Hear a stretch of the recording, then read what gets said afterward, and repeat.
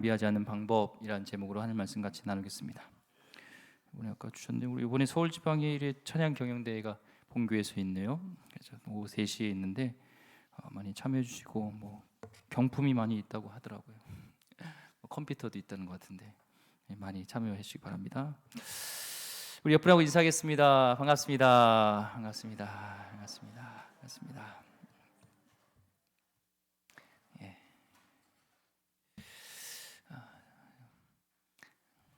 세상에서 가장 이렇게 슬픈 그런 인생이 있다면 하루하루 인생을 그냥 사는 인생 같습니다. 그런 사람은 매가리도 없고 열정도 없고 그냥 목적 없이 뚜벅이처럼 뚜벅뚜벅 살아가는 인생이죠. 자기도 힘도 빠지고 남도 힘도 빠지게 하는 그런 인생입니다. 그러나 예수님을 만나고 우리 가운데 성령이 임하면 우리 가운데 열정이 생기죠. 목표가 생기고 하나님의 뜻을 위한, 전 세계 복음화를 위한 하나님의 그런 비전이, 꿈이 우리 가운데 생기면 우리 가운데 불터야 될 그런 사명감, 또한 세상 야심과 다른 우리 가운데 그런 꿈이 우리 가운데 일어나게 되고, 또 우리들은 그런 하나님의 꿈을 이루는 그 꿈에 헌신된 자들이 우리 크리스찬이라고 할 수 있습니다. 2000년 전 우리 사도행전을 보면서 초대교회 사람들은 돈도 많지 않고 배움도 많이 있지 않았습니다. 또한 우리들이 갖고 있는 이런 성경책도 있지 않았고, 또 스마트폰이 있는 것도 아니고, 오히려 정부 사회로부터 안티 기독교로서 찍혀서 오히려 세례를 받게 되면 가문에서 쫓겨나고 일도 할 수 없고 많은 그런 불리한 어려움이 있었지만, 저들은 그 속에서도 한 세대 만에 노마 전역에 복음을 뿌리고 또 300년 만에 노마 제국 전체를 기독교화하는 놀라운 일들이 있었습니다. 그것은 그런 초대교회 리더십들이 게으르지 않았다는 거예요. 성실했다는 것, 비전을 떼서 목표를 가지고 하나님 주신 그 비전을 최선을 다했던 것을 보게 됩니다. 하루를 천년같이 그렇게 열심히 살았던 걸 보고 우리가 사도 바울이 대표적으로 보면 알 수가 있죠. 저희 삶이 목표를 가지고 한 시간도 허투루로 살지 않았던 인생인 것을 보게 됩니다. 오늘은 그 사도 바울의 그런 사역 중에 이제 3차 선교 여행, 1차, 2차, 3차의 선교 여행을 마무리하는 그런 단계인데, 오늘 1절부터 말씀 보니까 이렇게 시작합니다. 소요가 그침에 바울은 제자들을 불러 권한 후에 작별하고 떠나 마게도냐로 가니라. 2절까지 보면 그 지방으로 다녀가며 여러 말로 제자들에게 권하고 헬라에 이르러. 소요가 그쳤다라는 것. 소요는 아시죠? 지난주에 우리 같이 봤던 에베소에서 안티 기독교회 사람들이 막 몰려서 어떤 군중 집회로 인해서 바울을 사역을 방해했던, 같이 동역했던 사람들 극장으로 몰아냈던 그런 일들이 있었습니다. 바울을 볼 때는 굉장히 억울하겠죠.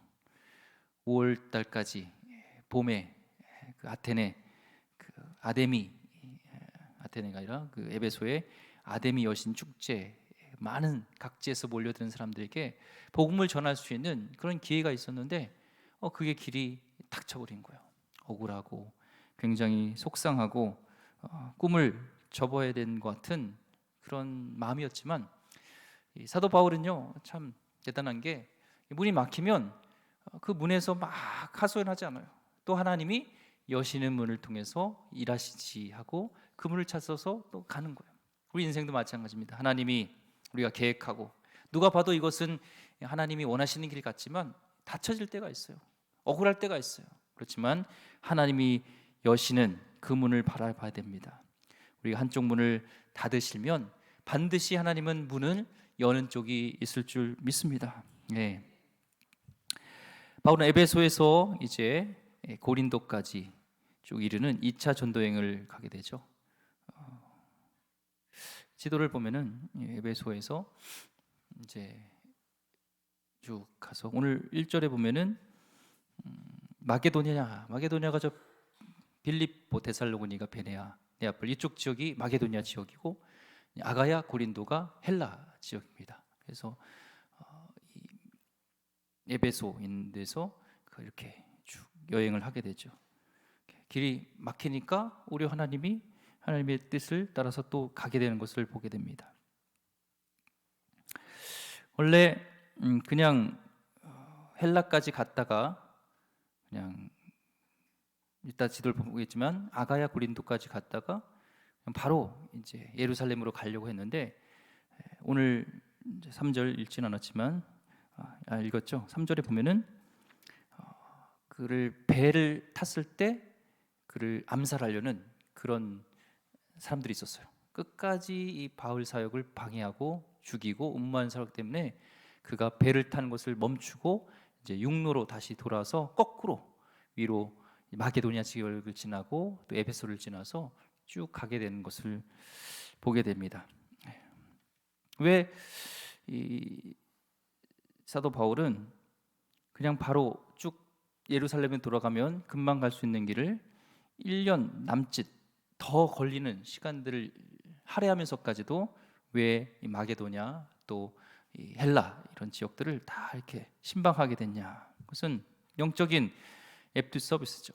선교 여행은 끝났지만 아기를 낳았으면은 그냥 낳았고 끝이 아니라 그 아이를 잘 앞가름할 때까지 돌봐야 되잖아요. 영적으로 잘 자식처럼 키워야 되는 것처럼 전도했으면 끝이 아니라 양육하고 신방했는 것처럼 세워놨던 교회에 있는 성도들을 돌보려는 이 바울의 애끓는 이 심정이 있었습니다. 그래서 데살로니전서 5장 14절 보면 또 형제들아 너희를 권면하노니 게으른 자들을 권계하며 마음이 약한 자들을 격려하고 힘이 없는 자들을 붙들어주며 모든 사람에게 오래 참으라 하면서 초대교회 신앙 생활하는 사람들이 열악한 상황이었습니다. 예수 믿는 것 자체가 굉장히 구박당하고 영적으로 힘든 상황이었는데 영적 리더를 만나서 또 사도 바울을 통해서 복음을 듣고 또 격려를 받고 말씀을 통해서 다시 이 힘을 얻게 되는 것이죠. 지쳐있는 사람에게는 영적인 인크레이지먼트라고 이렇게 뭔가 이거 필요합니다. 오늘도 하나님이 주시는 말씀은 때로는 검과 같이 예리하여서 우리의 잘못된 것들, 우리의 죄악된 것을 찔르기도 하지만 하나님 말씀은 우리를 다시 살려내고 격려되어지고 우리에게 힘을 주는 줄 믿습니다. 어떤 분은 목사님은 말씀을 통해서 막 야단치는 분이 있어요. 그래서 왜 이렇게 야단치냐 했더니 예수님께서 내 양을 치라 했다고 막 친다는 거예요. 때린다는 거예요. 그러면 안 되겠죠. 말씀은 우리에게 치유와 회복과 힘을 줍니다. 사도 바울이 그 말씀의 능력으로 인간적인 어떤 격려가 아니라 하나님이 주시는 그 말씀으로 하나님이 주시는 복음으로 저들을 격려했을 때 어려움과 힘듦과 핍박이 있었지만 저들이 다시 힘을 얻게 되는 것을 보게 되죠. 다시 한번 2절 3절 말씀 보면 그 지방으로 다녀가며 여러 말로 제자들에게 권하고 또 헬라에 이르러 밑에 고린도까지 간 거죠. 거기서 석 달 동안 있다가 배 타고 수리아로 가고자 할 때 그때 유대인들이 자기를 해하려고 공모함으로 마게도냐를 거쳐 돌아가기로 작정하니 위로 마게도냐로 다시 돌아가게 되는 것을 보게 됩니다. 고린도에서 몇 개월 있었다고 했냐면 3개월 있었다고 했습니다. 3개월 있으면서 이 사도 바울은 그냥 가만히 있지 않았어요. 거기서 유명한 로마서를 씁니다. 로마에 한 번도 가지 않았어요. 지금 가지 않았어요. 나중엔 가지만 로마에 가지 않은데도 그 땅에도 믿는 자들을 위해서 이 로마서를 또 쓰게 됩니다. 굉장히 바울을 보면 정말 그 시간을 그 한 시간을 하루를 천년같이 성실하게 썼던 걸 보여요. 목표가 있는 사람은 비전인 사람은 이게 다릅니다. 1차 성도 여행 때 얼마나 피곤해요. 선교 여행 다와서 힘들고 쉬기도 바쁜데 그는 안디옥 교회 가서 갈라디아서를 씁니다. 이 갈라디아서가 그때 써진 거예요. 또 2차 선교 여행 때 고린도에 있을 때 거기서 데살로니가 전후서를 쓰게 되고요. 또 에베소에서 그 두란노에서 하루에 5시간씩 이렇게 말씀을 가르치고 양육하는 것을 있으면서도 2년 있으면서도 거기서 양육하고 말씀을 가르치면서 또 뭘 썼냐면 고린도 전후서를 그때 씁니다. 또 오늘 고린도에 3개월 있으면서도 틈만 나니까 여기서 로마서를 썼던 것을 보게 됩니다. 누군가의 헌신, 바울이 썼던 이 신약의 거의 3분의 2가 되는 이 분량, 목회 서신이 없었다면 우리가 신앙의 기초를 쌓기가 어려웠을 거예요. 그런데 목회 서신, 틈틈이 어렵고 힘들고 시간 없는 그 시간 통해서 썼기 때문에, 성실했기 때문에, 하나님의 부르심에 성실했기 때문에 그는 통해서 우리가 신앙의 기초를 이렇게 쌓을 수가 있는 것이고, 오늘 이렇게 본문을 가지고 하나님의 말씀을 나눌 수 있는 것이죠. 근데 사도 바울은 에어컨이 막 나오고 막 시원하고 막 차 마시면서 커피 카페에서 막 음악 들으면서 막 그렇게 쓴 게 아니에요. 밤에 초롱불을 켜놓고 껌껌한 곳에서도 거기서 성령의 음성을 듣고 복음을 쓰고 메시지를 썼던 것을 보게 됩니다. 그래서 우리가 이 사도 바울의 삶을 볼 때 시간이 없어서 하나님의 일을 못한다, 이거는 거짓말이에요. 마음이 없어서 못하는 것이지, 우리가 분명히 마음이 있으면 이렇게 바쁘고 핍박받고 정말 힘든 시간에서도 하나님의 일들을 하게 되는 것이죠. 사도 바울은요, 3달 동안 이제 헬라 고린도에서 사역을 한 후에 안디옥 모 교회로 이제 가려고 했지만 뜻밖의 일이 발생한 게, 이제 배 중간에 바울을 죽이려는 그런 사람들이 음모가 있었습니다. 그래서 고린도에서 배를 타려는 계획을 취소하고 작심하고 이제 그런 다른 곳으로 가죠. 그는 자기를 쫓아와서 반대하고 자기를 막 모함하고 죽이려는 사람하고 갈등하지 않았어요. 당연히 하나님의 일을 하면서 이런 핍박을 당연시 여겼습니다. 디모데후서 3장 12절 말씀에 보면 무릇 그리스도 예수 안에서 경건하게 살고자 하는 자는 박해를 받으리라 했습니다. 여러분, 박해를 받기 싫으시면요, 막 사세요. 그렇지만 하나님의 뜻대로 살려고 하면, 경건하게 살려면 박해가 있다, 그것을 받아들이면 사도 바울이 그것 때문에 억울해하고 막 힘들어하지 않았어요. 박해를 받는다 하는 것을 당연시 여겼고 기쁨으로 여겼습니다. 오히려 상급이라고 생각했어요. 이 스타 플레이어 보면요, 축구 선수도 메시라든지 이 손흥민 같은 스타 플레이어는 전담 마크맨이 딱 붙어요. 그래서 수비가 때로는 몇 명씩 붙어서 공격을 잘 못하게 하죠. 근데 그것 때문에 이 메시가, 손흥민이 저 사람들을 막 고발하고 고소하고 그러지 않아요. 싸우고 그러지 않아요. 오히려 자기에게 몰렸던 그 사람들을 피해서 패스를 해준다든지 이래서 다른 전술을 통해서 또 공격을 이어가고 더 다른 방법을 이끌어가는 것처럼, 새로운 전술을 이끌어가는 것처럼, 우리가 하나님을 향해 헌신할 때 방해가 있고 핍박이 있고 어려움이 있을지만 그로 인해서 우리는 원망하거나 그들과 같이 싸우는 것이 아니라 하나님의 또한 전술을 새롭게 짜면 되는 겁니다. 문이 닫히면 억울하게 막 짜증낼 필요 없이 또 다른 길로 가면 되는 거죠. 엄청난 돌아가는 길이었습니다. 고린도에서 바로 배 타고 가면, 이 사진을 보면 알겠지만 그냥 쭉 직진으로 가면 빨라요. 근데 위로 이제 쭉 돌아가게 되는 거예요. 배를 못 타니까 위로 다시 마게도냐 지역으로 쭉 돌아가요. 그래서 이렇게 가든지 이렇게 가면 빨라요. 거의 1년, 이렇게 가면 1년을 늦게 가는 길인데 그 길을 간다. 군소리 하지 않고 갑니다.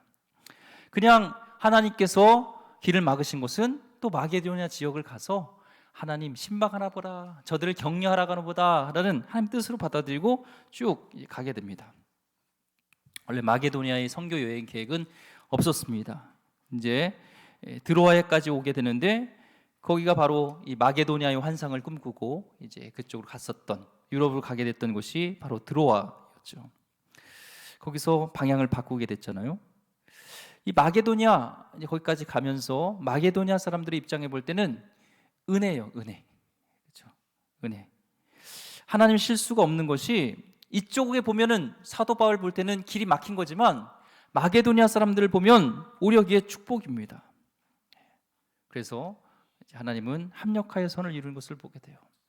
4절 5절 말씀 보면 아시아까지 함께 가는 자는 베레아 사람 브로의 아들 소바도와 데살로니가 사람 아리스다고와 세군도와 더베 사람 가이오와 디모데와 아시아 사람 두기고와 드로비모라, 그들은 먼저 가서 드로아에서 우리를 기다리더라. 드로아에 먼저 가라 그러고 사도 바울은 혼자 이렇게 가는데, 함께 가는 이 선교 여행하는 사람들이 굉장히 많았어요.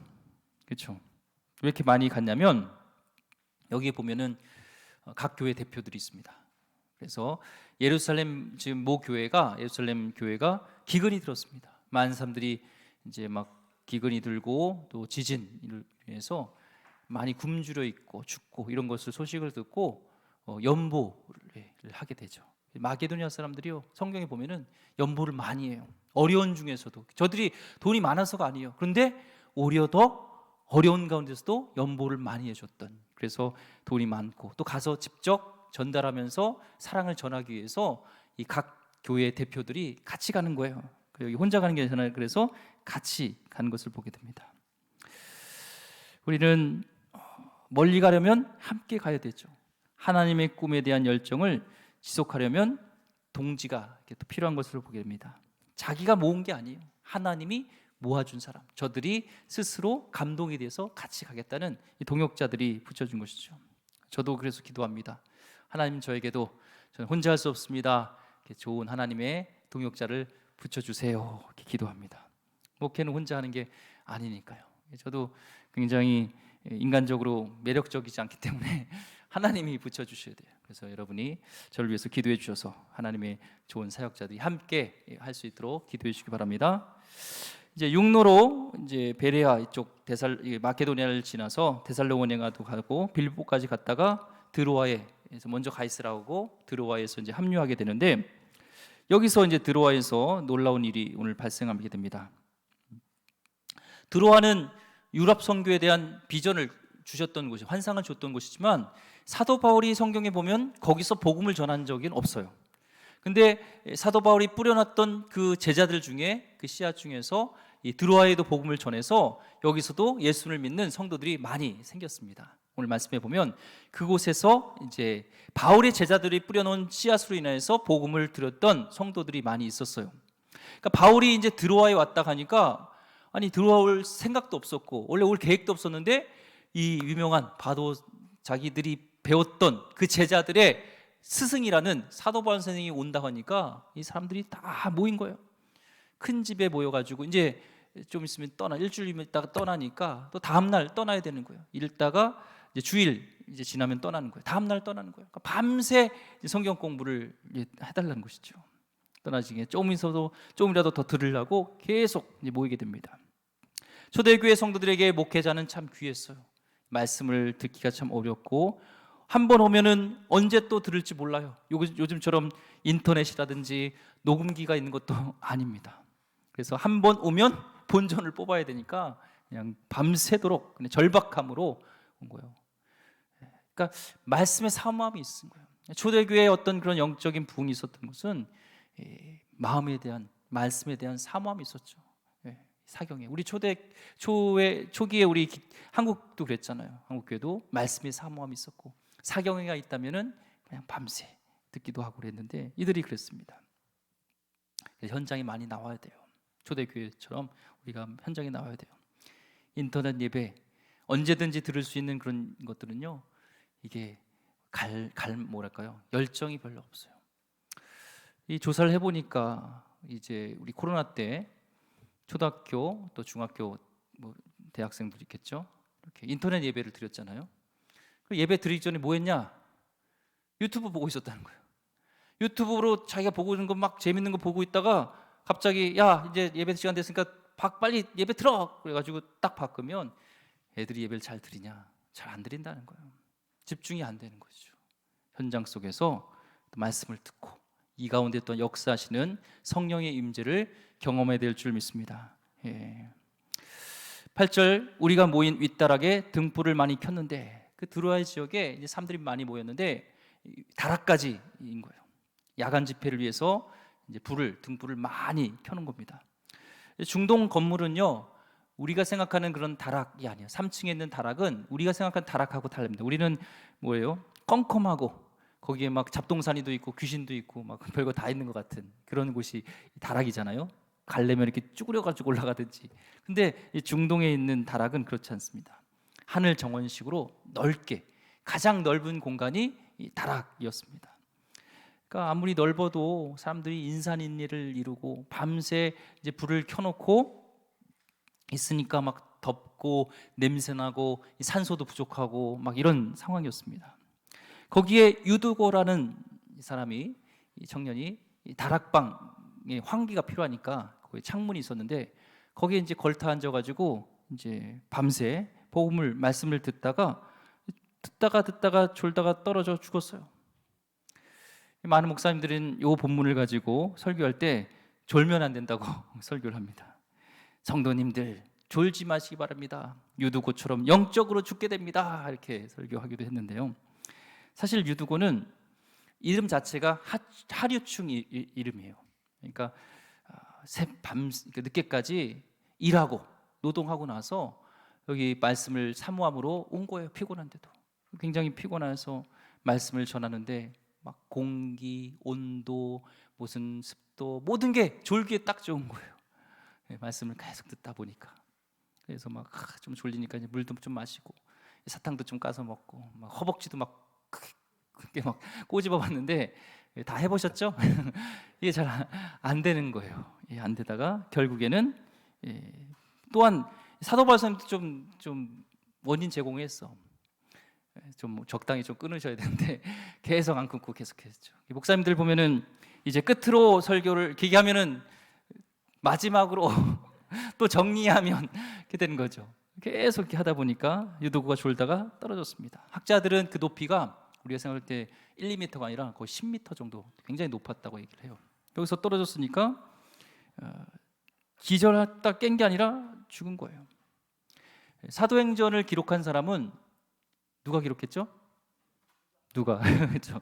누가는 직업이 의사입니다. 그러다 보니까 의사가 기절했으면 기절했다고 그랬지 죽었다고 이렇게 기록하지 않겠죠. 정확하게 안 거예요. 죽은 겁니다. 막 사람들을 이 고함을 질렀겠죠. 와! 그러면서 막 막 사람이 떨어졌어 막 그러면서 그러니까 즉시로 막 내려와서 특별히 사도 바울이 그를 구부려서 안았습니다. 문제가 발생했을 때 팔짱을 끼고 손가락질하는 사람이 있지만 이 사도 바울은 온몸으로 기도하는 마음으로 사랑하는 마음으로 그를 끌어안고 책임을 집니다. 책임을 졌어요. 그리고 10절 보니까 바울이 내려가서 그 위에 엎드려 그 몸을 안고 말하되 떠들지 말라 생명이 그에게 있다 하고. 그러니까 떠들지 말라 했던 것은 뭐예요? 막 떠드는 거예요. 뭐라고 떠들었을까요?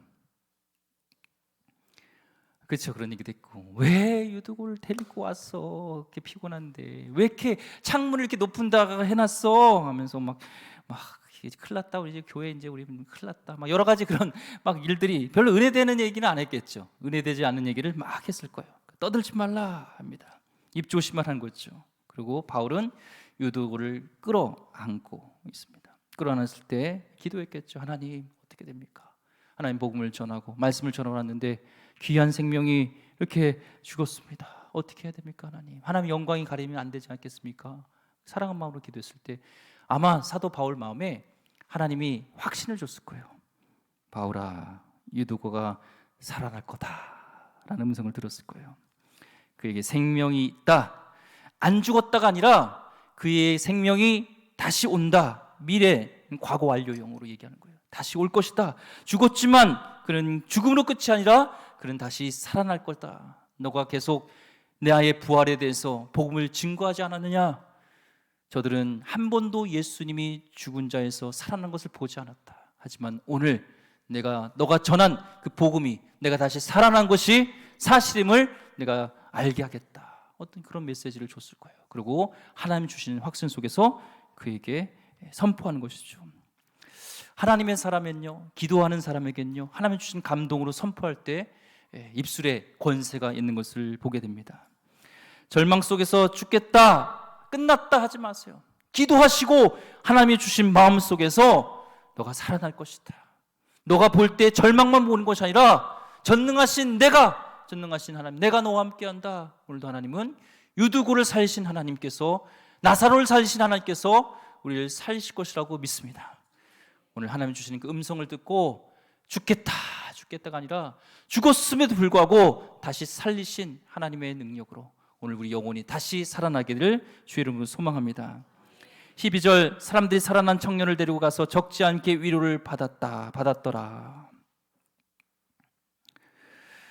신앙생활하기 어려운 상황이라고 하셨잖아요. 초대교회요. 그런데 한 번도 이 드로아에서는 이랬던 이적이 없었어요. 특별히 죽은 사람이 살아났다는 이적은 본 적도 없고 이건 없었어요. 그런데 하나님께서 지금 이 부활의 기적을 통하여서 예수님의 말씀이 사실이고 사도 바울이 전하는 이 복음이 사실이고 예수님이 정말 죽음을 이기시고 부활하신 것을 보여줬으니까 그동안 핍박과 어려움과 직장에서 잘리고 예수 믿는다는 것 때문에 가족에서 이제 연이 끊겨지고 막 이런 일들이 있었는데 오늘 정말 이 말씀 그래도 유두고가 같이 신앙생활했던 청년이 살아난 것을 보면서 이들에게는 정말 위로가 됐죠. 오늘도 마찬가지입니다. 현실 속에서 어렵고 힘들고 있지만 우리는 하나님이 살아계심을, 이 말씀이 진실인 것을, 하나님이 오늘도 나와 함께 하신 것을 우리가 어떤 이적과 또 어떤 말씀으로 확신이 있게 되면 우리는 어떤 어려움 속에서도 위로함을 받게 될 줄 믿습니다. 오늘 유두고에게를 통해서 이 성도들에게 들어가 있는 성도들에게 위로가 됐던 것처럼 오늘 각 성도들에게 어떤 위로가 필요한지 모르지만 오늘 하나님께서 주시는 참된 위로함이, 참된 힘이 있기를 소망합니다. 베드로전서 그래서 5장 7절 말씀이에요. 너희 염려를 다 주께 맡기라. 이는 그가 너희를 돌보심이라. 드로아의 이런 사소한 것 같지만 하나님은 다 돌보고 계시고 사도 바울이 정말 어려운 상황이잖아요. 이런 말씀 전하러 왔다가 사람이 죽었으면 얼마나 은혜가 되지 않고 얼마나 원망을 들을 것이며 얼마나 초대교회 그 드로아는 풍지박살이 나고 하나님의 영광을 가릴 것인데 하나님 그 영혼을 끌어안고 기도할 때 하나님께서 그 모든 문제를 인간이 해결할 수 없는 방법으로 하나님이 해결해 주신 것을 보게 됩니다. 여러분의 문제도 하나님께 다 아뢰시기 바랍니다. 오늘 말씀처럼 뭐라고 그래요? 너희 염려를 다, 조금만, 다, 모든 것, everything. 이건 안 될 거야. 아니에요. 하나님 앞에 다 맡기세요. 여러분의 문제를 안 될 거다, 될 거다 우리의 선입관으로 그를 단정지지 마시고 말씀에 의지하여서 너희 염려를 다 맡기라는 것처럼 하나님께 다 맡길 때 하나님의 역사가 일어날 줄 믿습니다. 슬픔에서 다시 기쁨으로, 다시 눈물에서 다시 희락으로, 이제는 축제가 된 거예요. 밤새 잔치가 벌어지면서 떡을 같이 뗐다는 것이 원래 성만찬인데 이제는 이 떡이 성만찬이 아니라 오늘로 따지면 막 맛있는 우리 초등학생도 있고 중학생도 있고 그런데 여러분 좋아하는 거 뭐예요? 피자, 족발 또 뭐 있어요? 막 떡볶이 이로 인해서 사람들이 다 먹고 즐겨하며 축제로 바뀐 겁니다.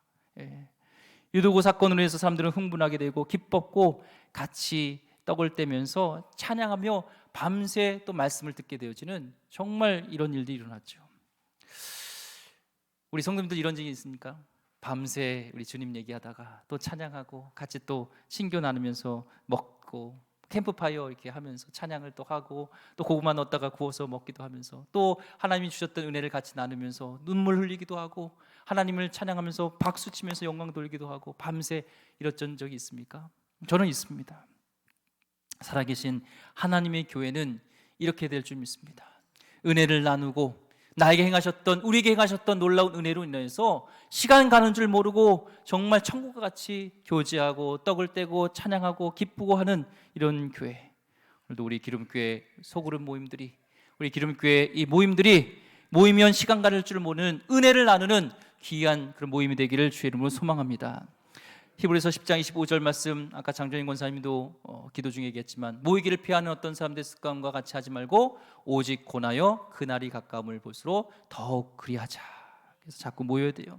모일 때 불이 활활 타는 것처럼 열정이 있고 초대교회도 모이기에 힘쓰였던 것처럼 모이면서 떡을 떼고 교제하고 찬양하고 간증을 나누고 말씀을 나눴던 것처럼 모일 때 열정이 계속 지속되는 것이 키포인트인 줄 보게 됩니다. 이제 바울은요 32km를 혼자 걸었게 돼요. 공동체 파워도 누리지만 예수님처럼 우리도 홀로 하나님과 교제하는 시간들이 필요합니다.